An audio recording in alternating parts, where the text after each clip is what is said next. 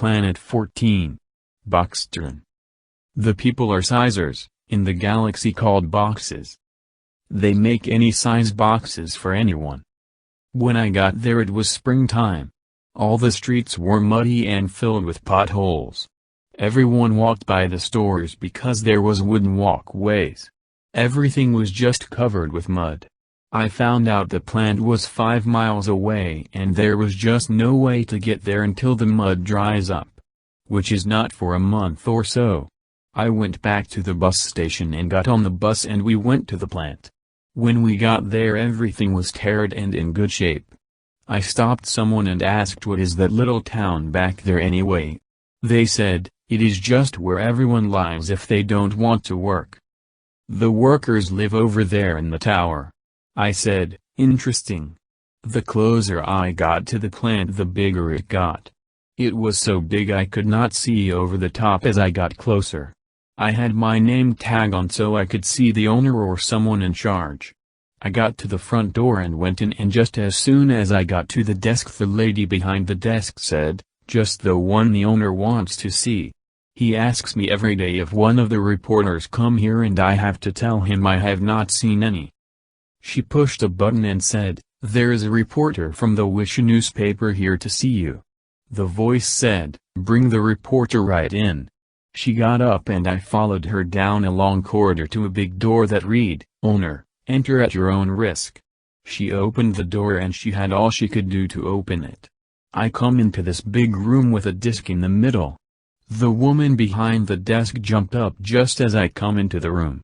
She said, well, it is about time someone come here to see our plant. I said, I am the only reporter out there for right now and I finally got here after a year's time. I go to all the planets and I just found about you last summer. I just could not get here until now. You are very far away from everything and I had to make a special trip to come here. So how can I help you anyway?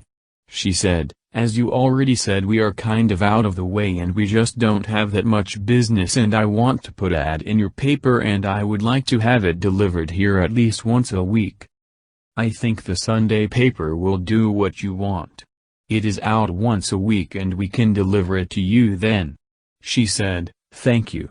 Then she went back to her desk and sat down and held up a piece of paper and said, look at this for an ad in your paper.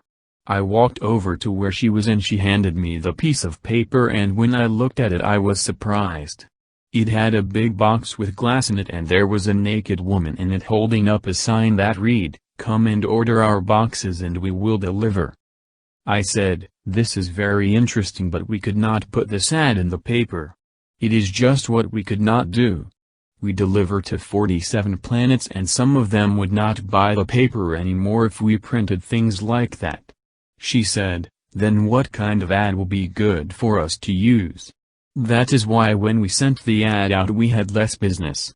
I said, that is why.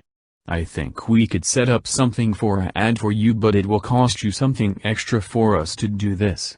She said, whatever the cost is will be covered when you get us some sales. I said, that will happen.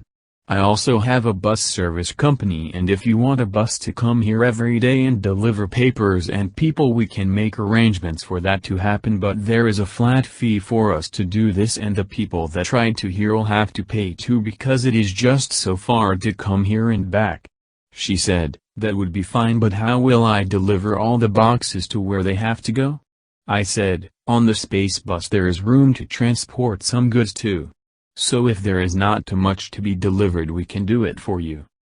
We charge by the weight of what has to be shipped and where it has to go. She said, as long as we both make money on the items who cares what the price is. I said, I will be back in 2 days and things will be set up then. I will bring the contract back with me and then we can settle on a price for everything. She then said, don't you have to talk to your boss first? I said, well no not really.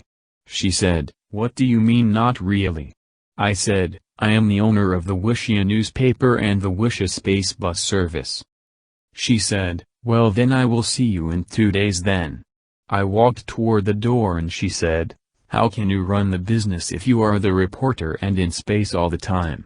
I said, my wife runs things back at the office and I like to travel to the planets to see what they look like, and I don't like to sit behind a desk all day long anyway. I left, and when I got back on the space bus, the pilot said, we have to go because I have another stop and we are already late.